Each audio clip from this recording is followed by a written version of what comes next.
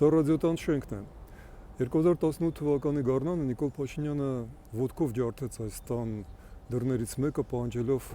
արդար եւ ազատ լուսաբանում հանրային եթերում, ռադիոյում, հեռուստատեսությամբ այն ամենի ինչ կատարվում էր։ Այդպես էր սկսվել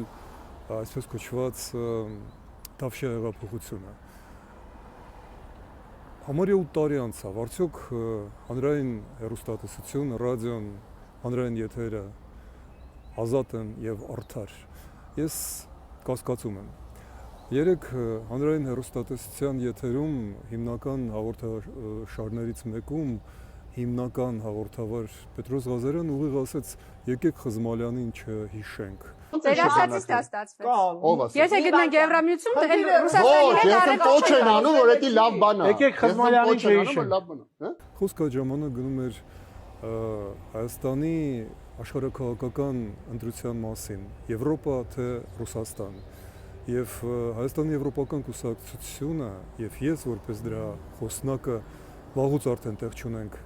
հանրային հեռուստատեսության եթերում։ Այդպես որ ոչ ազատ խոսք, ոչ ազատ միտք, ոչ խղճի ազատություն մեր երկրում այդպես էլ չկա։ Դա խոստովանեց հանրային հեռուստատեսությունը։